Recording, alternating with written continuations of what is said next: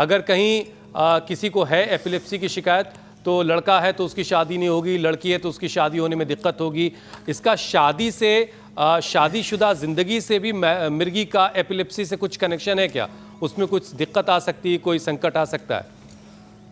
कोई शादीशुदा ज़िंदगी से कोई कनेक्शन नहीं है। शादीशुदा लोग और इसके होने के बाद वैवाहिक जीवन में, दाम्पत्य जीवन में, माने जो पुरुषों का पुरुषत्व है और माताओं का मातृत्व है वो इससे कोई बाधित नहीं होता है। माने जो एक जीवनीय ऊर्जा है वो इसमें बाधित नहीं होती है।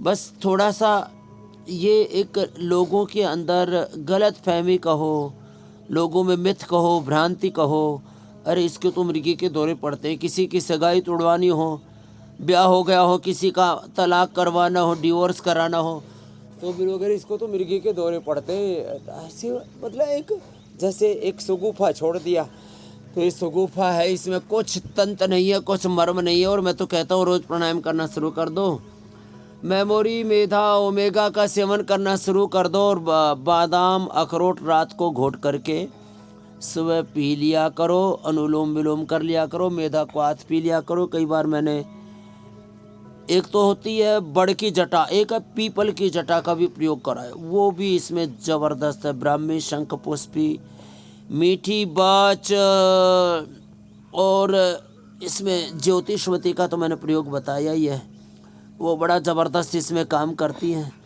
तो अब स्ट्रेस से किसी किसी को दौरा सा पड़ जाता है, तो ये तो ज़्यादा जो अभी देखो मंडूकासन, ये शशकासन, ज़्यादा जो चिंता करते हैं ना उनको भी दौरा पड़ सकता है और किसी को भी दौरा पड़ सकता है।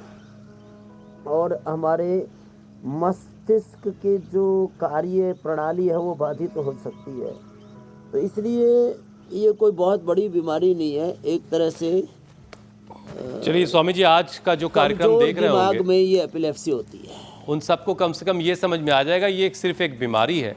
हाँ, इसमें जो बीमार आदमी किसी एक वक्त जब स्ट्रोक आता है तो एक्ट कुछ ऐसा करता है कि थोड़ी सी घबराहट देख के शायद लगती हो, लेकिन इसमें शर्म जैसी कोई बात नहीं, काम बीमारी और क्यूरेबल है, उसका इलाज किया जा सकता है। स्वामी जी देखिए, ब्रेन और बॉडी का जो कोऑर्डिनेशन है, जानलेवा नहीं है जी, अपने आप आदमी होश में आ जाता है। और शादीशुदा जिंदगी में भी कोई मसला नहीं है, वो भी अच्छे से चल सकती है। और जूता सिंघाने की कतई जरूरत नहीं, लोग जूता सुंघाते हैं। गोबर वाला जूता स्वामी जी, वो भी एक बड़ा गजब का मामला है। बहरहाल गोबर वाला गंदा जूता तो उसको स्मेल से कुछ है क्या स्वामी जी? बादाम, रोगन या गाय का घी डाल दे, एकदम होश में आ जाएगा। जल्दी होश में लाने के लिए कुछ लोग तरीके अपनाते हैं, कुछ दांत के जाड़ भिजे हुए तो उसमें चम्मच डाल करके, और कई बार दांत ही तोड़ डालते हैं। इतनी जल्दबाजी ने अपने आप आदमी होश में आ जाता है।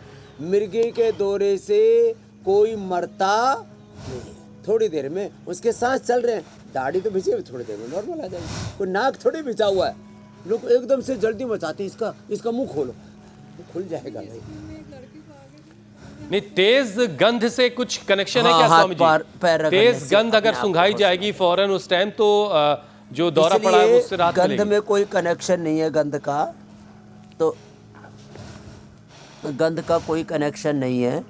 हाँ, इसमें आप नाक में अणु तेल डालते हैं या ज्योतिषमती डालते हैं, जिसको बहुत तेज़ दौरा पड़ता हो उसको ज्योतिषमती डाल सकते हैं। माइल्ड दौरा पड़ता है तो अणु तेल या बादाम रोगन डाल सकते हैं, या जैसे मैंने कहा ब्राह्मी घृत नाक में भी डालना और सुबह सुबह खाना भी। तो जब ये चीज़ें करते हैं तो आदमी होश में जल्दी आ जाता है। तो जो उसके आस पड़ोस में जो लोग रह रहे हैं ना वो थोड़े कंफर्ट हो जाते हैं, नहीं तो थोड़ा लंबा चल जाए, थोड़ी देर होश में आए तो आदमी घबरा जाता है कहीं मर तो नहीं गया है। तो ये एक गलत फहमी और कुछ भी नहीं है। ऐसी कुछ चीज़ों में लोगों में कुल मिलाकर स्वामी जी समाज ने इसे एक रहस्यमयी बीमारी बना रखा है, रही है लोगों में, इसलिए भी इस पर बात करना बहुत ज़रूरी है। और आप जब कोई बात कह रहे होते हैं तो बहुत दूर तक उसका असर जाता है, लोग घरों तक उस पर डिस्कस करते हैं। तो इसमें कोई रहस्य नहीं है, बस सीधा सीधा सा मामला है कि कुछ करंट गड़बड़ होता है कुछ वक्त के लिए और फिर बॉडी उसको अपने आप को फिर से रिस्टोर कर लेती है। इसमें बहुत परेशान होने जैसा कुछ नहीं और शर्म महसूस करने जैसा मामला भी नहीं है।